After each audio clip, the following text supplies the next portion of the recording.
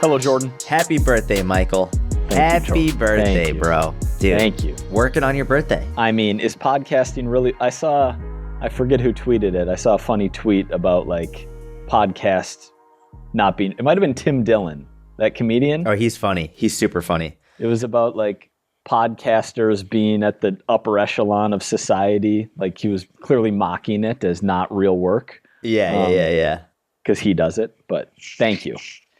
Yeah, if we can call it work. What's the plan for 38? What do you got? I don't have a year plan in place yet. It's only 12:24 p.m. I've hit a workout. I did client emails, couple updates, couple little nutrition adjustments, and here we are podcasting. I always find it funny, and people are like, "Wait, you're working out on your birthday?" I'm like, I really enjoy working out. It makes my day better. It's not like I'm like, oh, I'm all right, I guess I'll work out. It's like I will set time aside on my day because I actually really like how it makes me feel. It's almost like it's a gift that your family can give you. It's like 90 unbothered minutes to get a great workout in. Exactly. That's something I wrote down to talk about at some point, and I wasn't planning on bringing it up today, but we can talk about it since you led us right into it, which is theory: need exercise to feel good, not because you're obsessed or disordered or afraid a missed workout will make you fat, etc., but because the body physically needs exercise and movement to feel good and function. So like, when people say, oh, you're going on a 10-day family vacation and you have to go down and get a 30-minute workout in at the hotel, like, that's obsessed. Just take time off, I could never relate to the obsessed feeling because I've never had a fear of getting fat because I missed one workout, fear of whatever the like obsessed disordered mentality around not working out is. I've never been able to relate to that, but I can relate to wanting to do a workout because I have a scheduled workout and I know I'll feel better after the workout. Almost like a biological need for humans that we've done forever, not necessarily strength training, but some type of movement and getting more blood flow throughout the body. That it isn't, I mean, yes, we can set aside the group of people who do have a problem and obsession, et cetera, but for most people, wanting to get that movement in to feel better is just a physiological need, not a mental disorder. 100%. I mean, the vast majority of people, especially in the Western world, are not obsessed with working out.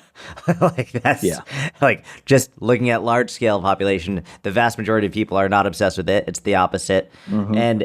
And I think about it from the perspective of, yes, you get like the mood boosting effects, right? Mm-hmm. Like where you feel better.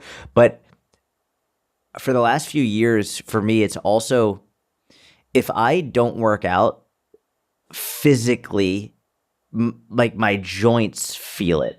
Like if I don't work out, I'm like achy. I don't feel good. Not just like mentally and emotionally. I mean physically. Mm-hmm. Like I feel like shit if I'm not. And when I say workout, it doesn't necessarily mean lifting heavy or any of that, but like movement, exercise, walking, zone 2, mobility work, calisthenics, whatever it is, just movement, deliberate movement. And so if the vacation example, if you want to go to the gym, great. Or if you want to do it outside on vacation on the beach, awesome, whatever. But like having some dedicated time for dedicated, deliberate movement, it's essential, 100% essential. Absolutely agree. You make a great point because the emotional and mental positive effects are often discussed and obvious to those who have experience working out, but you physically feel better too. Oh my gosh. Yeah. That for me is,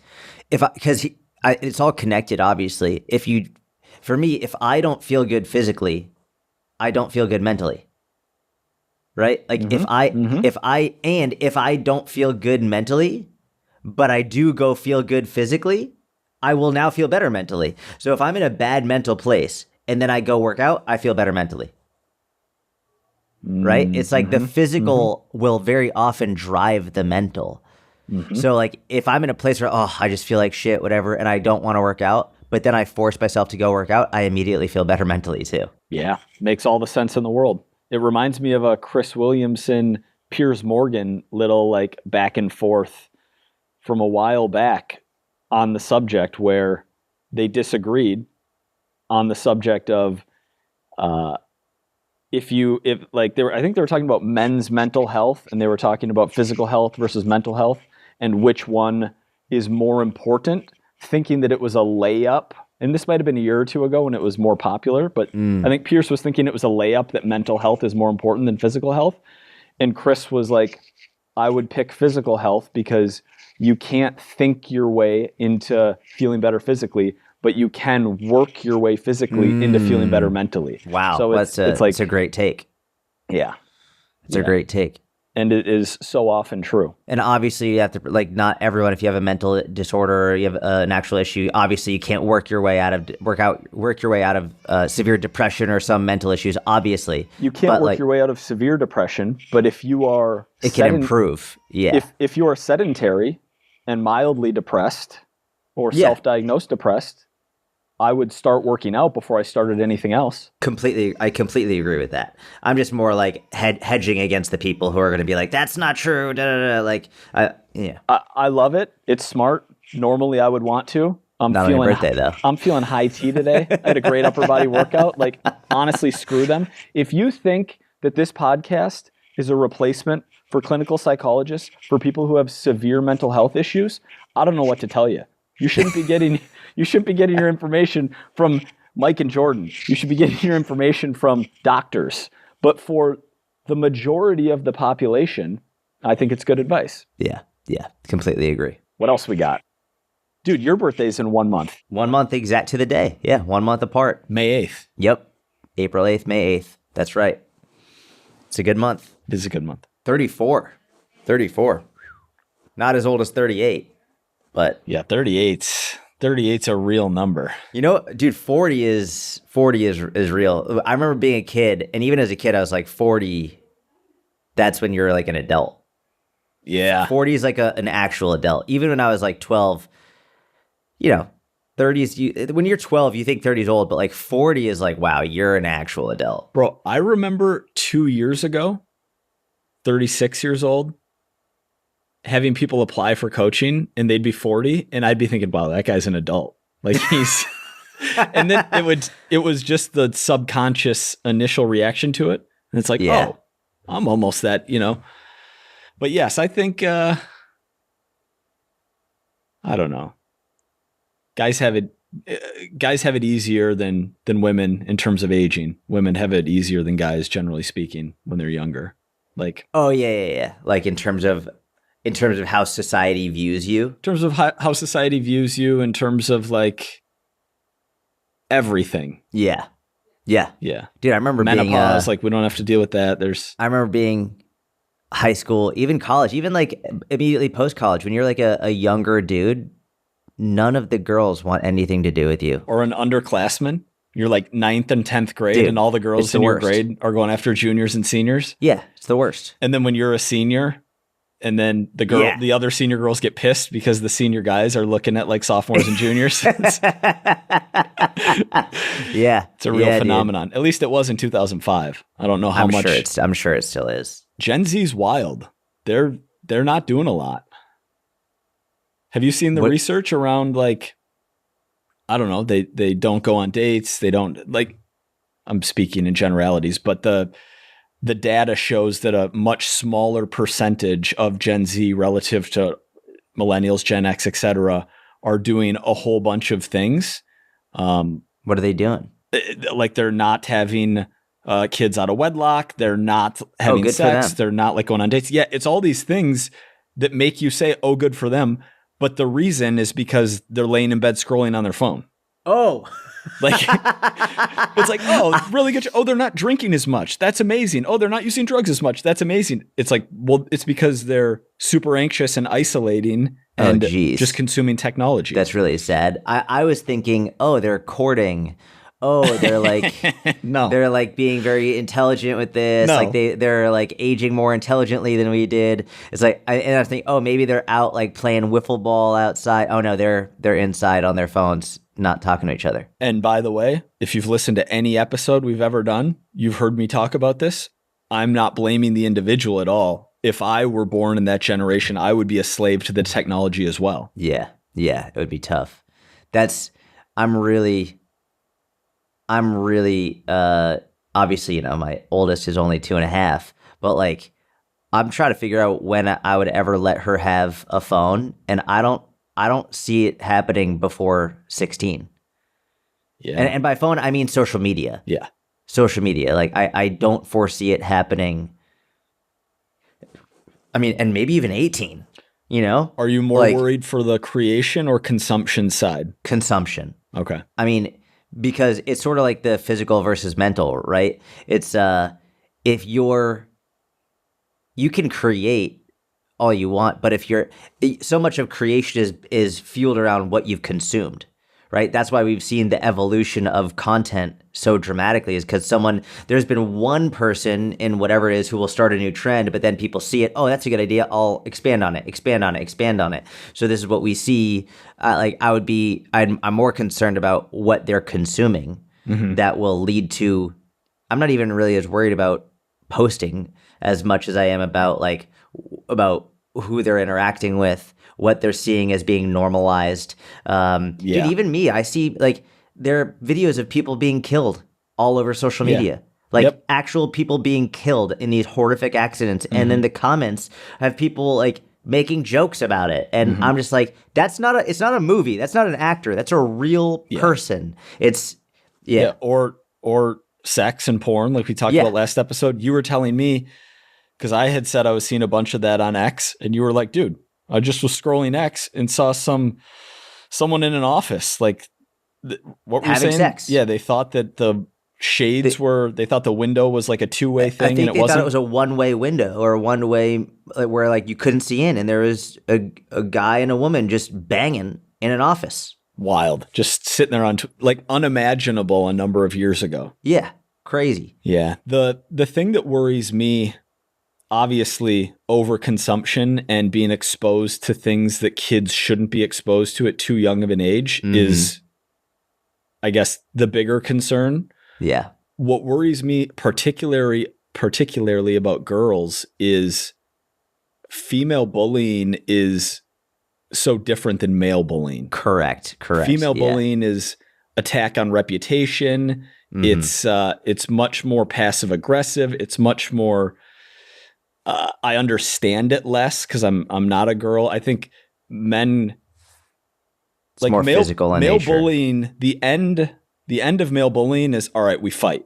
Like there is a proper resolution, whereas female bullying, especially in an era of social media, and if I'm trying to picture a world where like 11-year-olds, 12-year-olds, 13-year-old girls are making content, even if not publicly, but like with their middle school friends type of thing, and then you get bullying in the mix, that just seems really hard to deal with for a kid of that age. Oh my gosh, dude. Yeah, I mean, I think male bullying typically is beat the shit out of you, more physical harm, more like physically dangerous, and I think female bullying tends to be more mentally and emotionally dangerous. I mean, I think they're both horrible, but especially for young girls, I don't know. Listen, even now, I speak to women now, and they're like, middle school was horrible. Like middle school girls are terrible. I even speak to moms who have girls in middle school. It's like, oh, the stuff that they do is terrible. And this is before social media. Never mind now with social media, where it's like you can't get away from the bullying follows you home. The bullying, it's like they can create groups about you and chat about you, and it's just like, yeah, like watching. You know what is actually a great movie is Mean Girls. It's like a very famous movie where like the stuff that they'll do are like, oh my God, I love your bracelet. And then be like, no, I don't. That's disgusting or whatever. Like just like stuff. Guys wouldn't do that. Guys would just be like, guys would call you an awful name to your face and then like shove your head in the toilet. And it's like, I wouldn't say either one is better or worse, but having girls, would. I'm now much more acutely aware of what could potentially happen for girls. Yeah. Yeah. So 16 or 18 is your current thought process on getting social media from the guy who does a lot of social media. Oh, dude, yeah. It's horrible.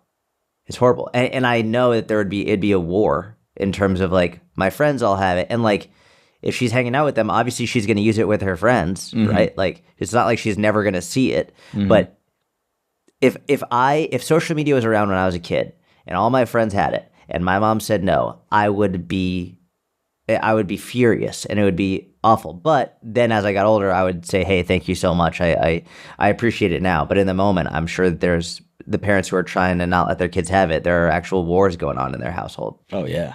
Absolutely. All right. You want to dive into some questions? Yeah, sure. Is that all we had that's all we had so far? I have two more that we can speed through. I was using Grok to compare. David Lade hasn't been making his pre-workout Euphoria, which I really like. And I asked Grok what the 3 pre-workouts that are closest in formulation to David Lade's Euphoria are. Oh, wow.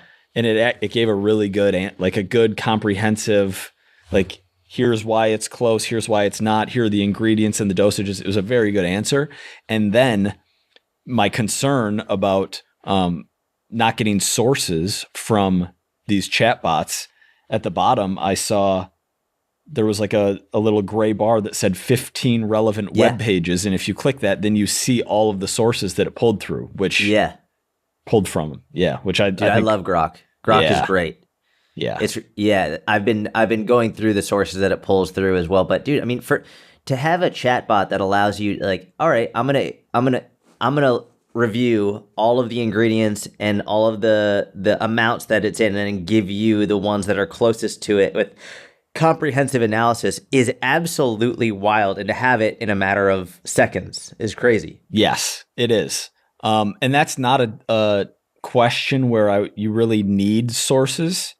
But if you were to ask it, is eating 1 gram of protein per pound of body weight healthy? Like, give me the pros and cons, and it gives you pros and cons. And then you can see sources on that and see, all right, the cons are coming from like this quack and this quack and this quack, and the pros are coming from these people who all seem reputable.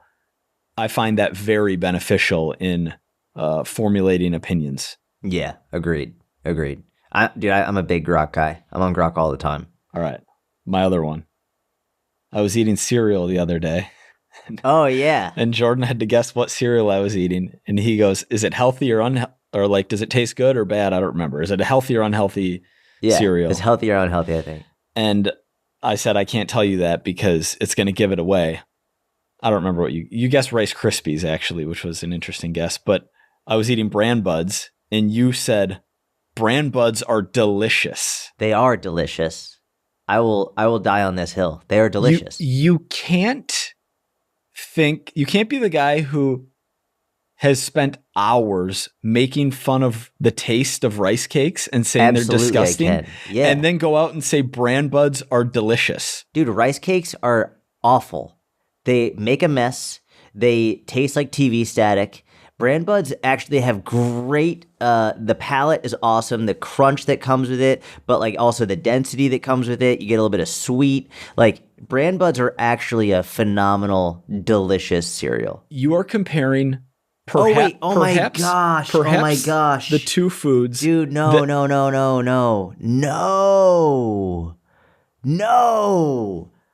Oh my gosh. What? This whole time when you said Bran Buds, in my mind, I was thinking Raisin Bran.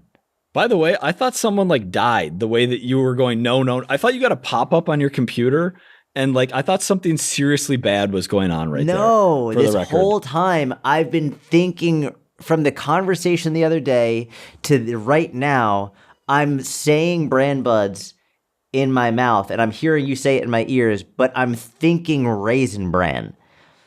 And that changes my answer because Raisin Bran is delicious. Raisin Bran is delicious. I'm very happy to hear this because I was about to go on a monologue about your palate being unreliable and like that you have like a faulty palate. I was literally Brain buds aren't delicious, dude. They're good, but they're not delicious. They're good. I was about to go on the longest monologue in history about the fact that you might have genetically or otherwise been born with a super suboptimal palate because bran buds and rice cakes are both just very plain tasting. Like they're very similar. All right, good. That makes a lot more sense. Yeah, dude. I'm an idiot. You're not. You just got a little confused. For like 3 days now, I've been imagining Raisin Bran in my mouth, but saying the words bran buds for some reason. Cool. Yeah, no. We're on the same page with that.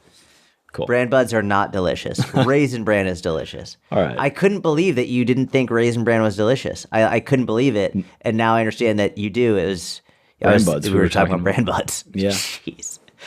I could see your face getting more and more concerned as I was like, no. I thought, I'm like, I don't even want to know where my head went. Like, that was where it started, and then it kept getting worse and worse the more you kept doing it. I saw your eyes shift up towards the recording. You're like, no, all right, we're live. What the fuck is going on? Yeah, is my mic not on? Whatever. All right. Like, wow. Okay, good. I'm very happy because this means that your palate is not functioning broken properly. Yeah. Oh, yeah, good. What's the Halo Top caramel fudge brownie? Delicious, dude. Amazing. Delicious. Amazing. Yeah. Chocolate caramel brownie, I think. Dude. Oh my gosh, that thing is incredible. Incredible. It's only 360 calories, 19 grams of protein. Are you kidding me? Yeah. For a whole pint? 8 fat, 72 carb, and some of that's fiber, but it's really fake fiber. But technically, it's fiber. Who cares? Still. Yeah, it's delicious. I care a little bit, but I still eat 2 a week minimum. They're a great evening snack. Yeah. All right, let's dive into Q&A. What are your thoughts on lighter weights with lots of reps? I think it is, there's a misconception in a lot of the fitness industry. I would say more on the slightly uneducated side, respectfully, that lighter weight, higher reps is the preferred method for fat loss and toning, and going heavier is better for muscle gain. Lightweight, high reps can be effective for building muscle as long as you're getting close to failure, and it can be effective for retaining muscle in a fat loss phase as long as you're getting close to failure. Mm-hmm. Most of the research is in the 5 to 30 rep range around being able to build comparable amounts of muscle within that rep range as long as you're getting close to failure. I wouldn't program it on exercises that your clients hate. Don't hit them with the 4 sets of 30 reps on their least favorite exercise. It's usually not a great idea. But yeah, I like higher rep training. Yeah, it's lately higher repetition training. And let's define it. Higher repetition training, I would say, is anything above 12 reps. But more leaning towards that 15 to 20 plus is what I would call higher rep training. Are you on board with that? Yeah. Yep. Yeah. Lately, and I'd say within the last 2 years, there's been a huge push towards people saying higher repetition training. And when I say push, I mean within the science-based strength community, huge push away from anything higher reps. They just say it's not worth it. Basically saying that you don't need anything above 12 repetitions.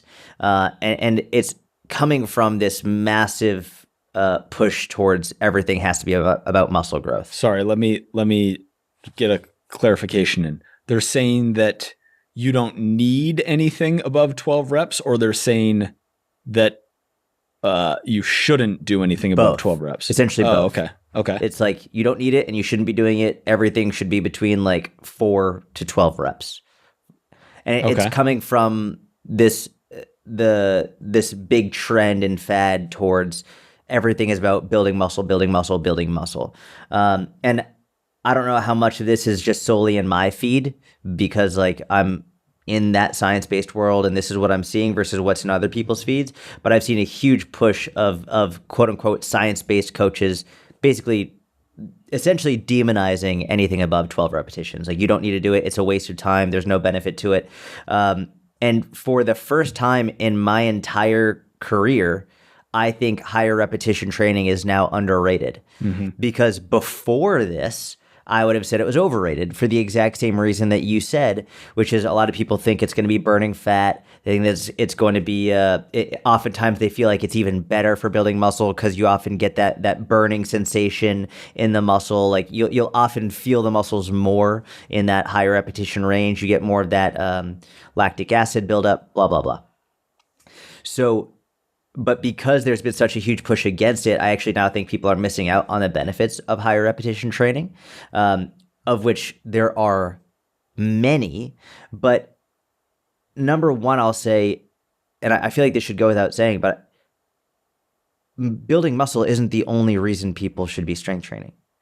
There are many other goals, whether it be health and or performance-based goals and or injury prevention-based goals, that not only are warrant higher repetition, lighter weight training, but are actually very beneficial. You get a lot of great benefit from that higher repetition training. It would be harder to do with heavyweight, lower repetition training, and potentially even more dangerous.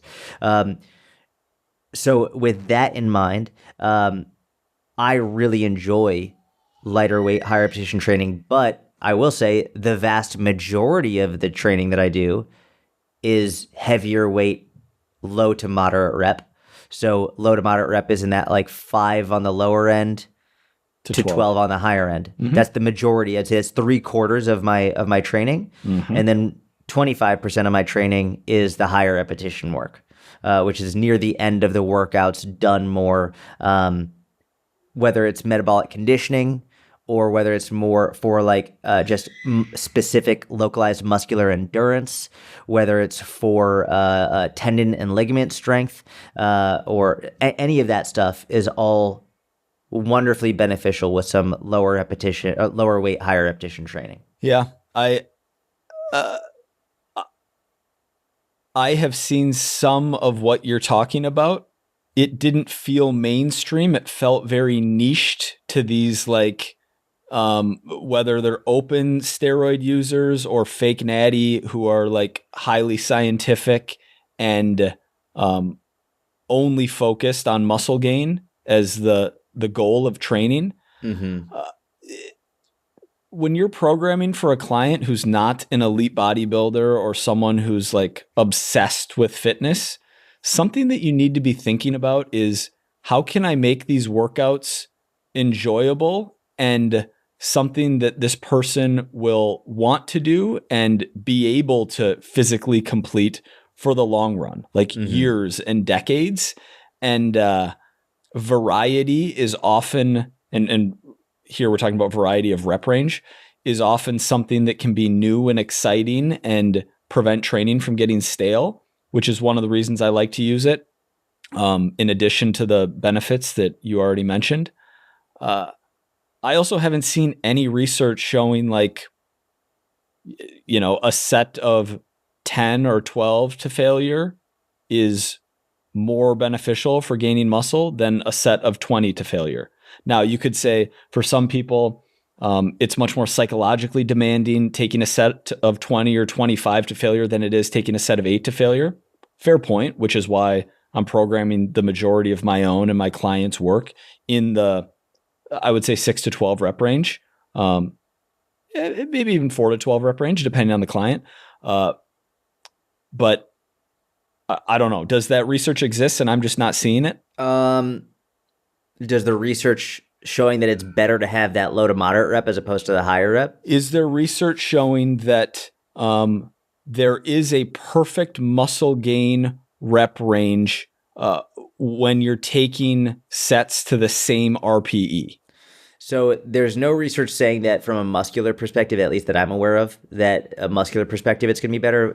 What I hear people saying is you actually get less central nervous system fatigue in these lower repetition ranges.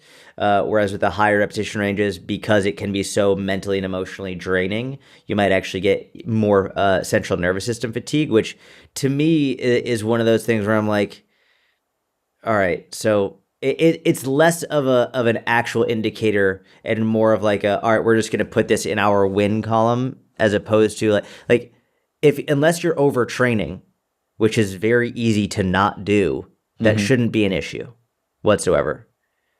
But I do think that the low to moderate repetition range is more efficient when the goal is muscle growth, purely muscle growth. When your goal is being more... The sets take less time. Yeah, they're by definition more efficient. Correct. I completely agree. I'm by the way, I've found myself in a position in this conversation that I don't really want to be defending it, but you brought up these people who are saying that it's bad, so I am defending it. I prefer the lower rep ranges, the lower to moderate rep ranges. From a muscle growth perspective, yeah. Yeah, for most goals. But I've never seen anything showing that the higher rep ranges are less effective than moderate rep ranges for building muscle when RPE is held consistent. Yeah. Yep. Cool.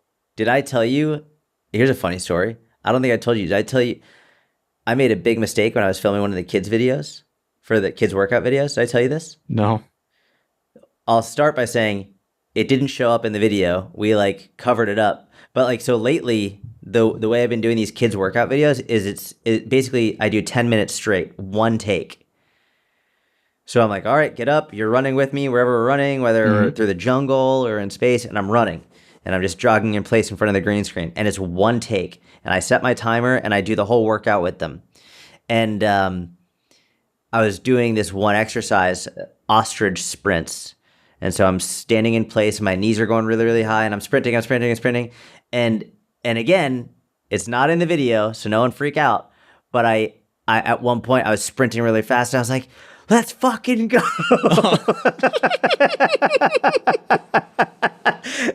Did Mitch edit it out? Well, as soon as I said it, you can see this in the video. You can see in the video, because I was about 6 or 7 minutes into the workout, I didn't want to start all over again. And my eyes get really, really wide. And I said, oh my goodness. I was like, hilarious. Oh my goodness, keep going. Keep going, keep running. And yeah, Mitch edited it out so that you couldn't see my mouth do anything. You couldn't hear it. Literally, I showed it to a couple of people. I was like, do you see anything weird here? And they're like, no, it's great. It's a great workout. I was like, okay, good. But that's really funny. Yeah. It just slipped right out. It just slipped right out. I was like, let's fucking go. And then your eyes afterwards. Dude, if someone watches now and they see the eyes go wide, like, oh my goodness. And then afterwards, Mitch was like, I can't believe you did that. I was like, we'll be able to edit that out, right? He's like, yeah, I can edit that out. I was like, okay. Whew. You were into it. Oh, I was super into it. Those workouts are no joke. I've been getting adults who don't have kids telling me they've been doing these workouts because they're sedentary and they didn't know where to start. And they're like, it's a great way for me to get movement and exercise in and it's basic. And they're like, and I laugh the whole time. It's fun, but it's great. Adults with no kids and obviously adults with kids are doing it and all that. And it's nice because each workout is 10 minutes. So there are a lot of moms who are saying, I put my kids in front, we bring them in the gym, they have the TV on, and they'll do 3 workouts in a row. So the mom will get 30 minutes. Nice. Where she can then work out, and then the kid can do the kids' workouts, which is awesome. That's great, bro. Advice for restaurants: eat out weekly for the family dinner. Chick-fil-A. Bring the family to Chick-fil-A and get the grilled nuggets. Yeah. It's delicious. There's a lot of range in terms of nutrition. You could go grilled nuggets with the diet lemonade frosty, or you could go... Is that good? Yeah. Do you know what the macros are on that? It's got a little bit of fat, a little bit of protein. I don't know the macros off the top of my head. I don't get it often, but it's diet lemonade. So it's diet lemonade with a little bit of ice cream. But also... Advice for restaurants: eat out weekly for the family dinner. If you're eating one meal out a week at a restaurant, that's not your problem. Just realistically. Correct. You know what I mean? I was just giving I know you're flippant joking. answer. Yeah. I'm just saying to the person, it's one a week. Yeah. That's crazy. You don't need to be locked in on finding a restaurant that has, all healthy food options or... That person doesn't need advice for restaurants. That person needs to just...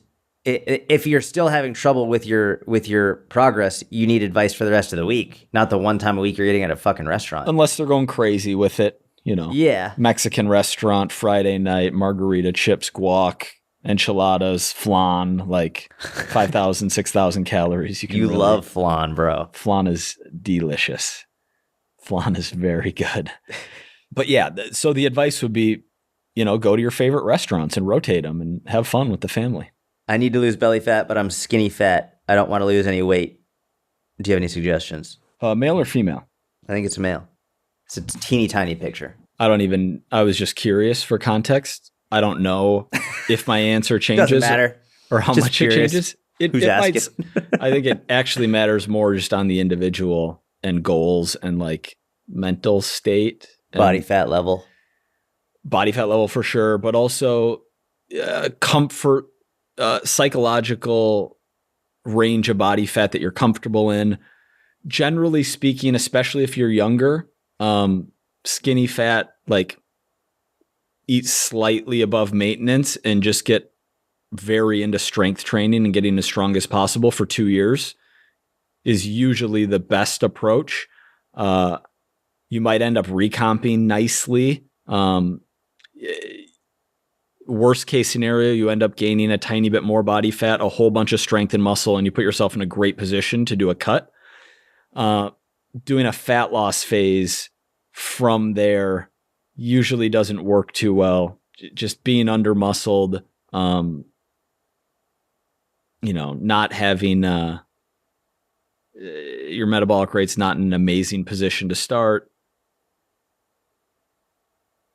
It's harder to lose fat. You're not going to be, especially guys, aren't going to be thrilled with how they look at the end of the cut anyway. Yeah, completely agree.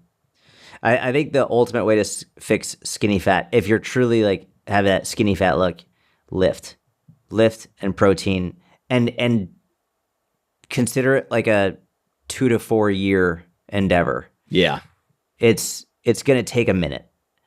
That's the thing about fat loss can be done relatively quickly. Like you can see results of fat loss pretty fast, regardless of where you're starting out. Mm-hmm. You could be like super, super fat, very overweight, or you could only have like 15 or 20 pounds. And if you're dialed for 12 to 16 weeks, you're going to see insane progress regardless of where you're starting out. Yes. Doesn't mean you're going to be where you want to be, especially if you're starting at 400 pounds, but you'll see insane progress in 12 to 16 weeks. With skinny fat, 12 to 16 weeks in, like you might see some changes, but it's not like everything is going to be massively different. I really think at least a year, 2 years before you start being like, oh shit, this is really working. And that's why you've got to take some pictures and I'd say take pictures every 6 months or so. But it's sort of like the Henry Rollins, like you just don't look at yourself, just fucking trust the process, go in and lift, hit your protein. You do that for a year, you're going to look different. In 2 years, that's when things really start to change. Yeah, that's really well said. Setting expectations is huge for that person because if they expect to look drastically different, focused on building muscle in 12 or 16 weeks, it's not going to happen. They're going to be very discouraged, more likely to quit. Yeah, well said. And people in that group often they'll start to do something like that, but then after 2 weeks or 4 weeks, they'll be like, oh, I just want to get rid of this fat. Mm-hmm. So then they go into a deficit again and maybe start upping cardio. And now stop doing that. Yeah. Stop fucking doing that, because no matter how much fat you get rid of, you're not going to have the muscle definition that you can only gain through strength training. So maintenance, I think around maintenance, maybe slight surplus, but mostly around maintenance, and then a lot of protein and lift heavy 3 to 4 times a week for 2 years. And it's going to be a very different physique after 2 years. Yep. Let me paint the other side. If you want to do this, I wouldn't recommend it, but do a 16-week cut, 20-week cut, 24-week cut, depends on how much body fat you have and how lean you want to get, and then focus on building muscle for the 2 to 3 years after that cut. The problem there is once you lose that body fat, you're likely to be very resistant to gaining more body fat psychologically. Like you're not going to want to gain more fat. And it's going to be harder. You're just to add muscle while maintaining that level of leanness or close to it. You're going to have to be extremely diligent with your nutrition. It just works much better to spend 2 years. Don't even look at yourself in the mirror. Focus on getting stronger, eat your protein, and then down the road, you can lose fat. You have a much better strength and muscle base for the rest of your life. 100%. All right. What metric should I monitor on a smartwatch? What do you think? I think steps is just the greatest one of all time. Yes. My wife and I have a competition every day, see who has more steps, and she always wins. Wow. Let's go, Nini. But it's not even like, hey, I'm going to go on a walk. It's just, she's just constantly going all day, chasing 2 kids, it's nuts. Like she'll average 13 to 15,000 easy every day. And then if we go on a walk, it's closer to 20. Wow. And yeah, it's nuts. So steps are absolutely number one. I would say tracking I think a cool one, I wouldn't say it's essential, but a cool one is tracking your heart rate recovery after cardio. So it's a good way to measure how much your cardio is improving. So a lot of people aren't sure how to know if their cardio is improving, and there are simpler ways to do it. It's like, can you go for longer at a higher intensity? Can you go on a higher incline? Can you go to faster speed? These are simple ways that if that's improving, you're getting better. But if you want like a biological measure, then what you can do is you can, many watches, like my Garmin has this, and I'm sure many do, but as soon as you're finished with your cardio workout, whatever it is you're doing, there's a button where you can say track your heart rate recovery, and it will give you a score. And essentially what it's tracking is how quickly your heart rate recovers to a resting heart rate, which is a super important measure in terms of, okay, if it takes you longer for your heart to recover, then you have not as good cardiovascular fitness. But the sooner your heart rate comes back down to a resting level, the better your cardiovascular fitness. And if we're looking at not even just from a health perspective, I'm thinking more of a performance perspective. If you're looking at hockey players, fighters, well, let's say a hockey player comes off the line, comes off a shift, right? They go to rest. They need to get their heart rate down as quickly as possible before they jump back out for the next shift. And if they're taking longer, then they're going to be more tired by the time they get it back out for the next shift. Same thing with fighters. They have 1 minute rest in between rounds, doing 5 rounds. If it takes them a really long time to get their heart rate down, then they don't have as much time to rest, and their heart rate's going to come back up more quickly in that next fight round. So from a performance perspective, it's unbelievably important. And I don't have any data saying better heart rate recovery leads to better health outcomes long-term, but I would imagine that seems like common sense, where it's like, if your heart is better at recovering, then you'll be less likely to have heart issues as a result of it. So nice. That's a good one. I like that. Yeah. Steps, heart rate recovery.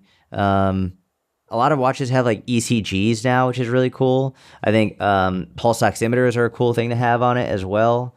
But I think steps are really the number one. But what about you? Steps, resting heart rate, and not all the time, but if you struggle with sleep or maybe just occasionally, paying attention to sleep data is interesting as well. How much you're sleeping, how much REM sleep you're getting. The accuracy varies from watch to watch and is debatable on tracking sleep data, but it's all relative, right? So even if it's not accurate on an absolute level, seeing your time in bed compared to how much you're sleeping and the quality of your sleep improving over time relative to your other readings is good to know. Yeah, I think sleep data is really helpful, or can be really helpful. I don't think HRV is worthwhile. I think HRV is super overrated. Because it's inaccurate on the watch, or because it's not a useful health marker? This is going to be controversial. I don't think it's useful health or performance marker at all. And I know I have colleagues who completely disagree with me on this, who I'm close friends with, but I'll wake up and my HRV will be like, hey, you're not recovered. You need to not work out today. And then I'll go work out and I'll have the best workout of my life. And then other times it'll be like, you're going to have an amazing workout. Go get it. And I just feel like shit. I'm like, I don't want my watch to tell me how I'm supposed to feel. Like, let me do what I'm going to do. And then I feel like I see people get so wrapped up in their HRV that they'll just do whatever their watch tells them to do. I'm like, that's fucking stupid. Yeah. Just if you feel good, go have a sick workout. If you feel like shit, then either take a rest day or have a light workout, but don't do it just because your watch tells you this is how you're supposed to feel. Yeah. Yeah. Same with like recovery score on Whoop. Yeah. Yep. Same thing. I would imagine that's probably HRV is what I would imagine that is. Yeah. I do think another good one is resting heart rate. So like, look at your lowest heart rate when you're like from when you're sleeping. And that's another way to track if you're making progress with your heart rate. Like if your resting heart rate is in the 80s and it goes down into the 70s or 60s, like that's great. You're improving. That's fantastic. Also, and going back to what you said around the sleep metrics, that's one of the things that actually got me to reduce my alcohol intake because I noticed that it's not like I was telling my watch, but it knew when I drank. Like, and I think it's because your heart rate tends to be higher. It was night and day. Oh, dude, it was massive. I remember you showing me screenshots from the app of drinking night compared to a drinking night, and it was wild. It was absolutely crazy. Heart rate especially. Sleep quality, but heart rate throughout the night. Well, yeah, and I think that's what often dictates your sleep, or one of the things that dictates your sleep quality. Like if my resting heart rate is usually in the 40s, and all of a sudden I drank and it's in the 60s, that's going to really fuck with my sleep. It's going to prevent me from getting REM. It's going to prevent me from getting this deep sleep because my heart rate's elevated. It's like, of course that's going to prevent it, which I think a lot of people will, I'll have a few drinks because it will relax me and I'll go to bed, but it's not actually relaxing you. It's like more like numbing you. Helps you fall asleep because it's knocking you out. It's destroying your sleep quality. Yeah. I still drink, just not as much. Which is pretty cool if you think about it. Like the thing that got me to drink less was that my watch was telling my sleep quality was shit. Like that's actually a pretty fucking crazy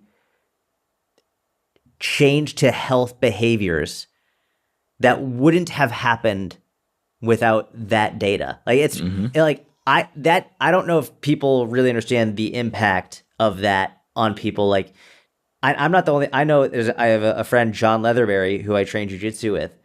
He stopped drinking because of his watch. Like it's pretty crazy. Let me ask you this: why did seeing it on your watch? Why did your watch telling you were having poor sleep quality make you quit or reduce your alcohol compared to me telling you had poor sleep quality? Because I didn't believe you. Really? Yeah. So yeah, Mike doesn't know what he's talking about. Dude, you got to tell me when you're thinking that, because then I'm going to tell you, no, I really do know what I'm talking about here. I will convince you.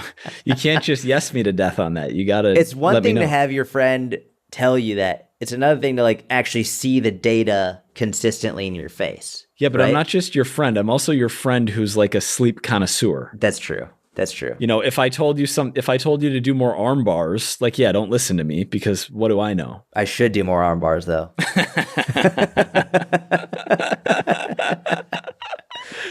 Thank you very much for listening. Jordan and I were talking on the phone yesterday. We may or may not have a sale for the mentorship coming up. We're still deciding. Do we want to do a sale? We might. Well, we just launched the Instagram Growth Guide Volume 2.0 in the mentorship. It's live. So who knows? Maybe we'll give it some time. Let the mentorship members dive into it, ask questions about it in the Q&As, and then maybe we'll run a sale. Or if you want to get in on it now, before the sale, you can get in on it right now. But maybe we'll never run a sale again. Mike was saying maybe we'll just start doing tariffs. Yes. Start putting tariffs on the mentorship. Yeah. So, but to everyone, not everyone. This isn't a U.S. versus the world tariff. This is just a we're not gonna be like, if you're in China, we're adding another 50% tariff. We're not doing that. We're adding 50% for everyone, for everybody. It's just a tax. Yeah. Yeah. No, we're not actually doing that. But we might. I don't know when the next sale will be. Tariffs. Maybe we will. Do you want to talk about tariffs? Dude, it was funny. I've been seeing a lot of news about tariffs on my feed. By the way, this isn't going to go live for a week, so who knows how much the dialogue will have changed by then. Market's getting rocked again.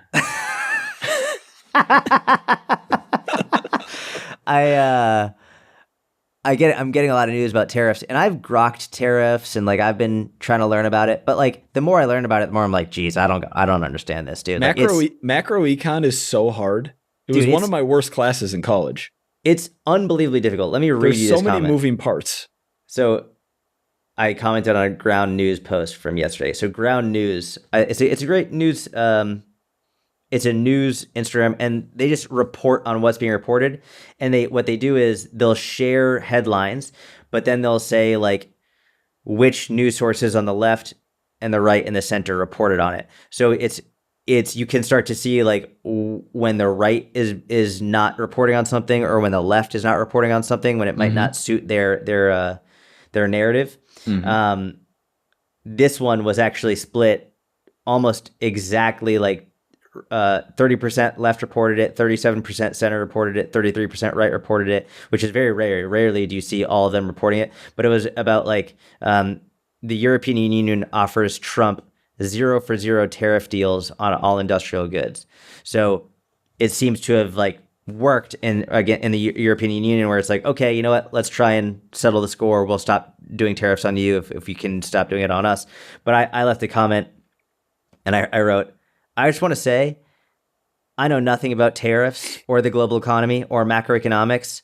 So I'm just going to read this without giving my uneducated opinion. It might be worthwhile for others to consider something similar. And hundreds of people like the comment there, because everyone is in the comments being like giving their opinion. And someone replied to mine being like, it was actually really funny. They said, I'm also upset that you don't agree with the opinion I've inherited from my media bias of choice. Yeah, that's a good comment too. It is wild. Like, we all have opinions about stuff that we really don't know anything about, that are very complex topics. Yeah. And it seems to be a result of the way we use technology. Yes. Yep. 15 years ago, wasn't a thing. Not at all. We got vaccine experts, we got COVID experts, we got Ukraine experts, we got Russia experts, we got tariff experts, we got it all. I feel like 15 years ago, it was very common for someone to say, I'm just not into politics. It was super common for someone to be like, that's not okay, Jordan. That is, you are so privileged to not be into politics. Only you and your privilege. But you know what I mean? I feel like it was very common to be like, I don't really know. Like, I don't pay attention really. It's like a lot of people would say that, at least in my experience. People would be like, I don't really know. I don't pay attention to it. But now, since it's all over social media, of all these people giving these, like, because we're being inundated with these horrific images and videos and catastrophizing, like, everyone is now a political expert based on whatever news they're seeing in social media. And even non-politicized things are getting politicized. Correct. Yeah. Like, government efficiency isn't really a political thing. Correct. Right? Bill Clinton pushed for it. Barack Obama pushed for it. Like, yeah. But it's become a political thing. Correct. It should not be political at all. Especially when we're paying taxes out of our hard-earned income. Everybody's paying it. You should not everyone's paying it. What are you talking about? Hang on. Hold up right there. What percentage of Americans pay taxes? Oh my gosh, this is going to put me in a bad mood. Hang on, let me ask Grok, because Google's not giving me... Wow. No, it didn't give me an answer. It wasn't like I didn't like the answer. There was no answer. 40% of households paid no federal income tax in 2022. 40%? What's going on? Is that a lot of... I'm being rocked publicly right now. What is happening? What do you mean rocked? I'm getting rocked. I had no idea like that your in world 2022, 40% of U.S. households, about 72.5 million, paid no federal income tax. What the fuck? I didn't know that. I would imagine a decent amount of it is people who are on unemployment or not earning any income. And then some of it is tax evasion as well. I don't know the exact breakdown. Well, to be honest, now I can start to see why there would be a huge movement against government efficiency. If 40% of people are not paying taxes, then they would have no reason to be invested in figuring out where this money is going. In the same way that if you have your money and you're spending your own money, you're more likely to be careful with your own money. But when the government gets your money, they're more like, it's not their money. So like, all right, we'll just dish it out a little bit less. They'll be less careful when it's not their money. I think we can all relate to this, right? If it's your money, yeah, I'll be more careful with it. If it's someone else's money that you have the ability to spend, all right, we'll just dish it out a little bit more willy-nilly. I think if someone is not paying taxes for any number of reasons, I think it would be easier for them to not care as much about where other people's tax money is going. Yes. Whereas if you are getting 30 or 40%, 20, 30, 40% of your money taken away by taxes, then you want to know where the fuck that money is going, and you want the government to be more efficient with it. I think that's a fair thing to say. Absolutely. Yep. It's also related to the mentality of tax the rich, but then who are quote unquote the rich, and it depends who you ask, because it's usually just whoever makes more than me. Correct. Right. I'm making $70K a year. Like, those people make $150 a year. They need to pay more taxes. Yeah. People who make $150. Those people make $500,000 a year. They need to pay more taxes. Then it's the millionaires, the billionaires. And yeah. I don't know how we got. Tariffs. We're probably not going to institute tariffs here in the Fitness Business Mentorship. I think we are. We'll figure out how it's going to work. We'll figure it out. China. They don't seem to be going for the tariffs. They seem to be going, from the news sources I'm seeing, they're being like, okay, we're going to raise our tariffs then. Who's negotiating versus who's going to get in a trade war? Yeah. That is interesting, though, that your neutral news site that shows who all is reporting on it, everyone reported on that the EU said we'll go 0 for 0, which, again, I don't know. I've seen so many, Trump's playing 4D chess. He's trying to tank the interest rate in the bond market because the U.S. needs to refinance $10 trillion of their debt this year. And if we do it at 3.5% instead of 5%, that saves us all this money over the next few. Which, I mean, that logically does make sense, but I don't know if that's what's actually going on. But that logically does make sense. That would be cool. And he seems to be doing. If his goal is to tank the market, he's doing it. Seems to be moving in that direction.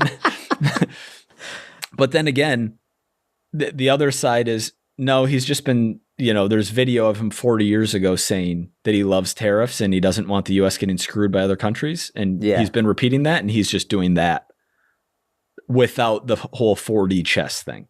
I don't know. I don't know either. I don't know what to think. I don't know macroeconomics. I don't understand it. I don't understand economics, period. I don't understand micro. I don't understand macro. I barely understand supply and demand. So that's like the first day.